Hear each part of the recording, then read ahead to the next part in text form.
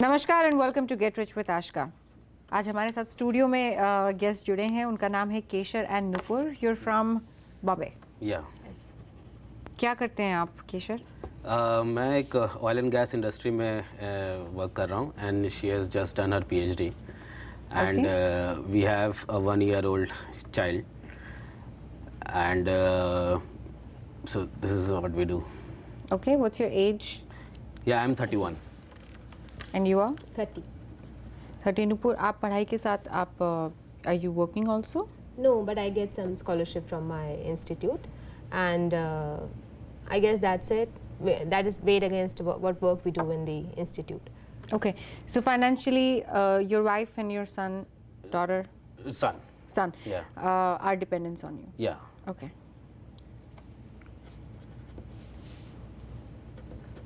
Okay, what's your salary? On aggregate basis, we are earning around 1,80,000 per month. When you say aggregate, Aggregate as in her stipend and my salary. so she is bringing some kind Yeah, of exactly. money on board. Yes, So yes. what is that? What would that be? It's around 30,000. Expenses? Expenses में हमारा ma'am actually 1 lakh जैसा हो जाता है, जिसमें rental expenses हैं और उसके अलावा फिर जो बाकी जो रोज़मर्रा की चीज़ें हैं वो सारी चीज़ें आ जाती हैं और मैं इन्वेस्टमेंट के लिए अराउंड 80,000 रखता हूँ। When you say rent, so are you living on rent in Mumbai? या इन घारघर। तो आप बॉम्बे के बाहर से हैं? नहीं, हम लोग बॉम्बे से ही हैं अभी। Actually we used to be in Ahmedabad 6 months before and we have We've recently recently shifted to Bombay. Yeah. Okay. Yeah. Okay. That explains. So what is your rent? Rent is Like? around 45,000. इसके अलावा कोई loan है? Loan as in एक EMI चल रहा है ma'am मेरे car का, वो अराउंड 8,000 रुपीज़ पर मंथ है। कितना पुराना है ये? ये अराउंड 2 साल हो गए ma'am. Okay. Any credit card outstanding or any other नहीं compulsory नहीं, खर्चे? इसके अलावा कोई खर्चा नहीं है अभी फिलहाल। Okay. Emergency fund? Emergency fund में मैम मैंने अभी एक लिक्विड फंड ले रखा है ICICI का 4,50,000 के आसपास का। 4,50,000 का आपने निवेश किया है उसमें? जी। Okay. But how did you reach to a calculation कि आपको 4.5 लाख रुपए इमरजेंसी फंड चाहिए? एक्चुअली वो आपका शो देख के ही बेसिकली आप जैसा बताते हैं कि 3 months का बेसिकली जो आपकी सैलरी है उसके 3 months का जैसा इमरजेंसी फंड रहना चाहिए, तो उसी के हिसाब से मैंने कैलकुलेट किया एंड Okay. 4,50,000 अभी रखा हुआ है। So since आपके actual dependence देखा जाए तो सिर्फ 1 साल का बच्चा है, जी। and then considering your expenses ji.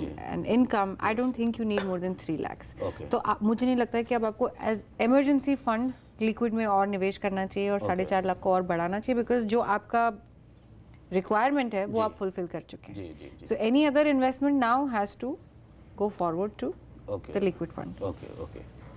Life insurance? Life insurance में मैंने 2 crore का एक टर्म इंश्योरेंस ले रखा है, जिसमें मैंने 10 साल के लिए आई इन्वेस्ट 72,000 पर ईयर। और you mean you will pay? या आई पे 72,000 पर ईयर एंड उसमें 2 crore का मुझे टर्म प्लान दिया है उन्होंने। Why are you paying such high premium? एक प्रीमियम था मैम जो पूरा मेरा 85 years तक के लिए कवर कर रहा था, 22,000 करीब पर एनुअल बेसिस पे जा रहा था। ये एक ऑप्शन ICICI ने दिया था कि आप एनुअल बेसिस पे 10 साल के लिए आप 72,000 दे दीजिए, उसके बाद आपको paying for 10 more Yeah, years till yeah. you and you are insured till you are insured 85. Till 85 years, yes। और आपने ये 10 साल के अंदर अंदर पे करना क्यों चुना?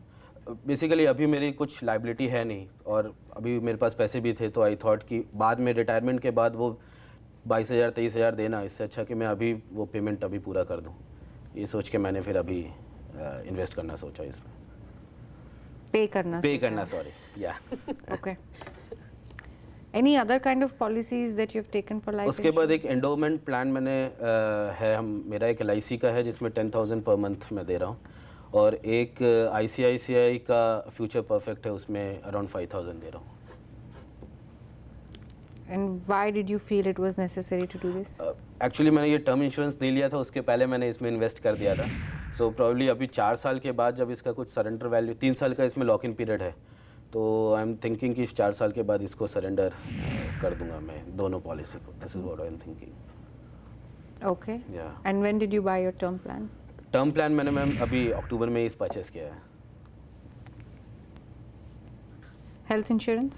हेल्थ इंश्योरेंस में मैम मेरी कंपनी मुझे इंश्योर करती है टिल 5 lakhs और उसके ऊपर Just you? ना family Full family? Full family और फिर मैंने एक 25 lakhs का सुपर टॉप अप भी ले रखा है स्टार हेल्थ से। Okay. Yeah. That's good. So both your life insurance and your health Health insurance is insurance. sorted. आप थोड़ा सा unnecessary expense कर रहे हैं Okay. अपनी traditional policies में, Okay. but you're willing to reconsider and willing to Yeah. surrender after seeing कि आप बहुत ज़्यादा नुकसान नहीं उठा रहे. Exactly. Then I think it's fair enough. Okay.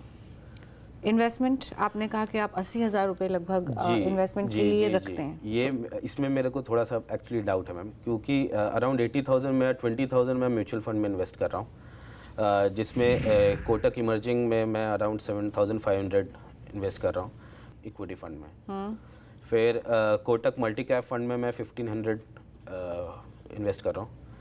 फिर SBI स्मॉल कैप एक फ़ंड ले रखा है मैंने, जिसमें 5,000 पर मंथ इन्वेस्ट कर रहा हूँ। और एक मैंने axis long term equity fund ले रखा है, इसमें मैं अराउंड 4,000 इन्वेस्ट कर रहा हूँ। ओके। या तो ये मैंने म्यूचुअल फंड में अराउंड 20,000 आई एम इन्वेस्टिंग। इसके अलावा मैंने 20,000 का स्टॉक SIP ले रखा है, जिसमें मैंने स्टॉक्स जिसमें लार्ज कैप स्टॉक्स हैं, मल्टी कैप हर तरीके के स्टॉक्स हैं, उसमें मैं SIP हर महीने कुछ इन्वेस्ट करता हूँ। तो वो अराउंड 20,000। म्यूचुअल फंड्स और डायरेक्ट इक्विटी में डायरेक्ट इक्विटी SIP कर रखा है मैंने। Okay, this is through I mean broker या ओके ब्रोकर। और फिक्स्ड इनकम में मैं PPF में डालता हूँ हर साल 1,50,000 और टुगेदर और you do it in a monthly division? नहीं, टुगेदर मैम, ड्यूरिंग फरवरी और जनवरी के मंथ में मैं डाल देता हूँ। ओके। एंड फिर मैंने कुछ NCD अभी ले रखा है, जिसमें मैंने करीब 3 लाख रुपए अभी डाल रखे हैं उसमें। ओके। या सो और प्लस मैंने RD भी 5,000 का 2012 से चल रहा है मेरा। तो ये मेरा मोटा इन्वेस्टमेंट है। Okay, but it is still leaving you a lot in 80,000।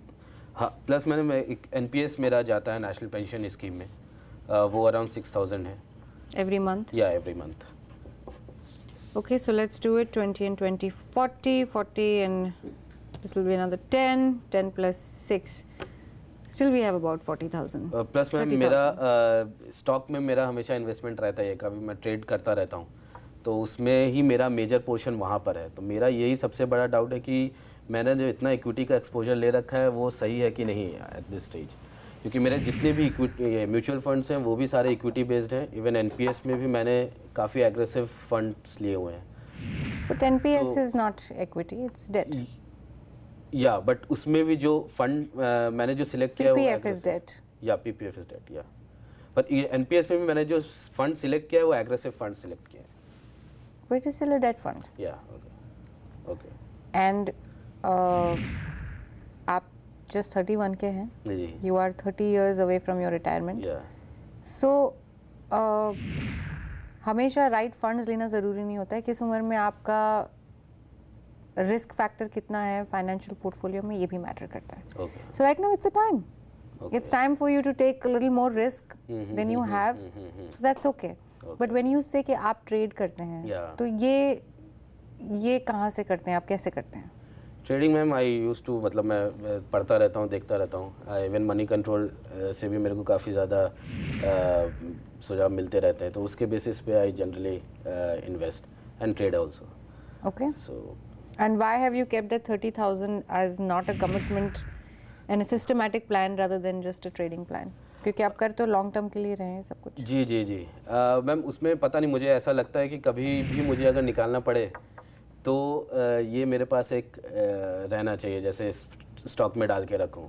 I don't know, मेरे को अभी भी वो है कि मैं क्यों PPF में डालूँ और मैं 15 साल के लिए लॉक इन करूँ, जबकि मैं निकाल सकता हूँ कभी। बिकॉज कहीं ना कहीं आपको आपकी रिस्क को मैनिपुलेट करना है, और आप रिस्क को मैनिपुलेट कैसे करते हैं? अगर आपको फुल ऑन इक्विटी में जाना है, आप प्लीज जाएं, no problem, which is good, it compliments your age and your financial portfolio.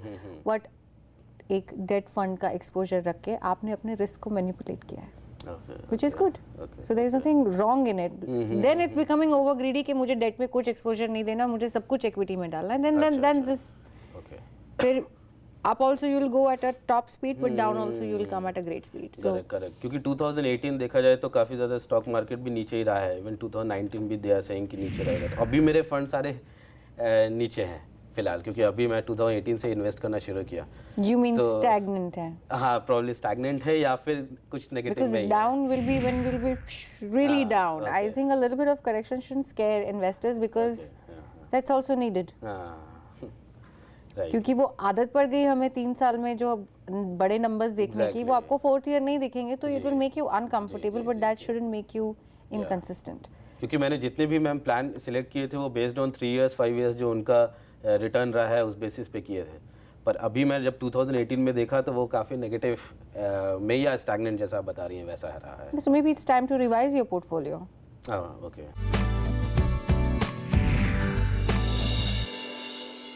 What are your goals?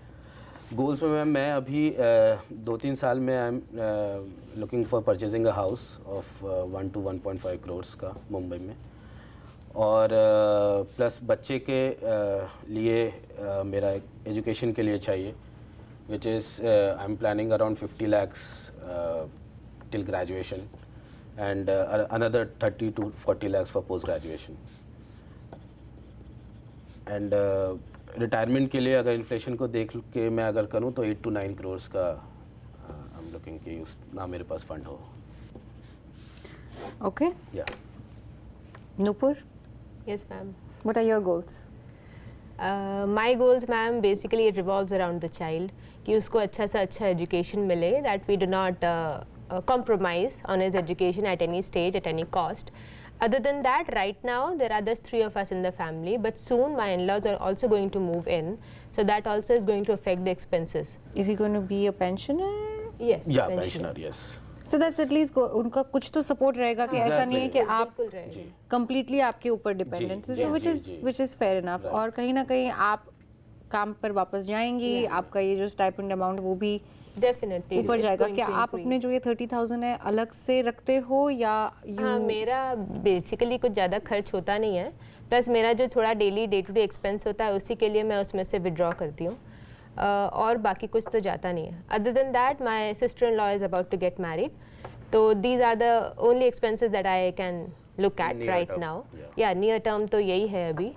बाकी आगे देखिए, जैसे हम लोग एक नई सिटी में मूव किए हैं अहमदाबाद, यहाँ बॉम्बे के हिसाब से उतना महंगा नहीं है.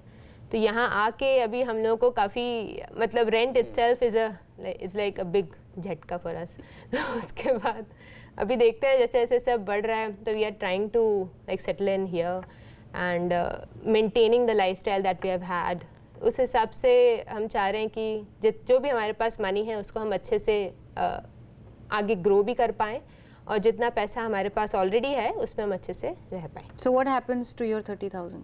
30,000 I keep it to myself. अभी तक तो ज़रूरत नहीं पड़ी कि मुझे निकालना पड़े. केशर जो है वो अपना, उनको भी जो इन्वेस्टमेंट के लिए रखना होता है वो मेरे ही अकाउंट में डाल देते हैं और उसमें से वो इन्वेस्टमेंट करते हैं. तो मैं वहाँ इनके पे में से ही इन्वेस्टमेंट करता हूँ. रीज़न बीइंग कि मेरा ऐसे 30% टैक्स ब्रैकेट में आ जाता है.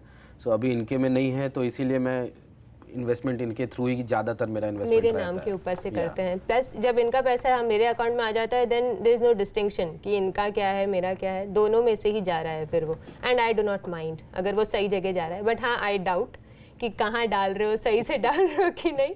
एंड आई कॉन्स्टेंटली मैं इनको धमकी देती रहती हूँ, मैं पैसा डुबाया तो देख लो क्या होगा. But because I do not understand these things very well, he is an MBA and then उनको ज़्यादा ये सब चीज़ें समझ में आती हैं. I do not take interest, that is one of the reason that I do not understand this. वो बताते हैं मुझे on a regular basis, but as I just said कि I do not understand these things very well. He tells कोई me. बात नहीं. एक गाना हमें समझ में नहीं आता है, जैसे एक बीच में गाना आया था, स्पेनिश गाना था, लेकिन इतना किसी को लिरिक्स नहीं आते थे, लेकिन सबसे पॉपुलर गाना था. और थोड़े टाइम के बाद 100-150 बार वो गाना सुनने के बाद स्पेनिश जो लोगों को नहीं आती थी वो ये गाना गाने लग गए थे. Correct. You know, so it's just about making an effort, something that you like, something you want to like, something you want to do. So अगर आप इस निवेश में इस फैमिली को चलाने में हिस्सेदार है तो फाइनेंशियल पोर्टफोलियो को समझने में भी आप हिस्सेदार होनी चाहिए. No, I And just because you are a lady and you're not interested is not enough a reason to not know it. It's not rocket science. No I am sure Spanish ना सीख के अगर वो गाना हम गा सकते हैं तो हम डेफिनेटली ये भी राइट। फाइनेंशियल पोर्टफोलियो तो अपना समझ सकते हैं कि मैं कितना बचाती हूँ, मेरा कितना निवेश होता है, अगर निवेश होता है तो मुझे कितना इंटरेस्ट मिलता है, 5 साल के बाद वो रकम कितनी हो जाएगी। This are basic calculations. इससे आपको, और मैं दर्शकों को भी कहती हूँ कि इस बात से डरने की कोई ज़रूरत नहीं है, इस बात को एक रॉकेट साइंस की तरह देखना कि नहीं, फाइनेंशियल पोर्टफोलियो, फाइनेंशियल प्लानिंग, ये थोड़ी इंटिमिडेटिंग वर्ड ज़रूर हैं, लेकिन अगर आप एक बार इस पे ध्यान लगाएं, सिर्फ बेसिक बजट करने लग जाएं कि मेरी बचत कितनी है, मैं निवेश कितना कर सकता हूँ, मुझे 5 साल के बाद क्या करना है, ये तो हम सब जानते हैं। Then it's very easy and I want more and more women, whether they are working or not working, to be financially independent. So I think that is your takeaway from today's episode, that Definitely. you got to start to learn how to do this. Coming back to one of your goals that she said कि आपके sister की शादी है nearing time पे, वो आप अपने emergency fund को ओवर जंप कर चुके हैं, तो उसमें से एक अमाउंट ऐसी है 1-1.5 लाख रुपए जो आप यूज कर सकते हैं। Okay, so your investments are not disturb, that is why we have emergency fund. Life insurance fantastic, health insurance fantastic. Investment में भी मैं आपसे ये कहूँगी, अच्छा कॉम्प्लीमेंट दूंगी कि ओवरऑल आपका जो पोर्टफोलियो है इट्स प्रीटी बैलेंस्ड।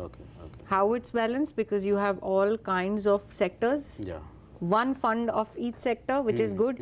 यूजुअली लोग क्या करते हैं कि एक सेक्टर में से 4 फंड ले लेंगे, फिर दूसरे सेक्टर में से 2 फंड लेंगे, and then they without calculating the risk they will not understand why is my folio going down और इट्स गोइंग अप।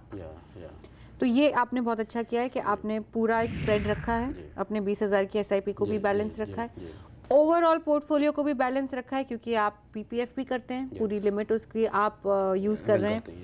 आपने RD कर रखी है, आई डोंट नो इसका पर्पस क्या है आपका, बट ये एक डेट इन्वेस्टमेंट गिनी जाएगी। और अगर ये 5,000 है versus another 30,000 of equity investment, तो it is a decent balance. Now you can use this for either your travel or some again any kind of emergency, या फिर अगर आपको उसकी जरूरत नहीं तो आप लमसम इक्विटी में इसको निवेश कर सकते हैं। ओके। सवाल जो आपने कहा कि आपके पास इक्विटी का इतना ज़्यादा एक्सपोजर है, क्या ये बेनिफिशियल है कि नहीं? अगर आपका रिस्क मैनिपुलेटेड है, हमेशा कैलकुलेटेड है, देन इट्स गुड। अगर आप ये सोचेंगे कि डायरेक्ट इक्विटी में आपका बैलेंस इधर ऊपर चला गया और म्यूचुअल फंड्स में कम चला गया, तो then again you are disbalancing everything for your financial portfolio, because एक पर्सनल डिसीजन वर्सेस एक फंड हाउस के डिसीजन में बहुत डिफरेंस है। So just always remember that and then take your calculation कि मैं 2% इंटरेस्ट कम कमा रहा हूँ, लेकिन मेरा रिस्क यहाँ पे मैनिपुलेट ज़्यादा अच्छे से हो रहा है। सो that is something that I'll answer to you for that. तो क्या मुझे मैम स्टॉक SIP फिर थोड़ा कम करके फिर म्यूचुअल फंड्स में थोड़ा बढ़ा देना चाहिए, इस तरीके से करना चाहिए, या फिर अभी जस्ट एक बहुत सिंपल एग्जांपल है, अगर मुझे गाड़ी बहुत अच्छे से आती है तो मैं उसको रोज़ निकालूंगी, अगर मुझे बहुत अच्छे से नहीं आती है तो मैं वेट करूंगी कि ट्रैफिक कब कम है, रात को निकालूं जब लोग कम है, तो मेरा रिस्क कम हो गया ना, क्योंकि मुझे आती नहीं अच्छे। अगर मुझे अच्छे से आती है, इतने अच्छे से आती है कि किसी भी जगह पर किसी भी समय पर मैं गाड़ी चला सकती हूँ, तो मैं चलाऊंगी।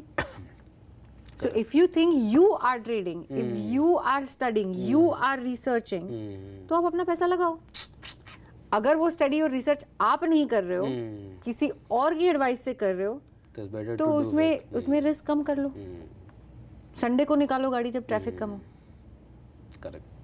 And that's why systematic investment planning comes into play. The reason we have that particular setup, because हम अच्छा कमा सकते हैं, अच्छी वेल्थ एक्यूमुलेट कर सकते हैं, सिस्टमैटिकली कर सकते हैं और रिस्क को भी मॉनिटर कर सकते हैं। जी। So there is that. Housing loan के लिए मैं आपको ये ज़रूर कहूँगी कि you have to be prepared for a down payment, जहाँ पे आपकी EMI आपके फ्यूचर इन्वेस्टमेंट को रेस्ट्रिक्ट नहीं कर रही है। आप ऐसी EMI नहीं भर रहे हो कि आप इन्वेस्टमेंट ही नहीं कर पा रहे हो, आप केवल EMI भर रहे हो जी, और खर्चे निकाल रहे हो।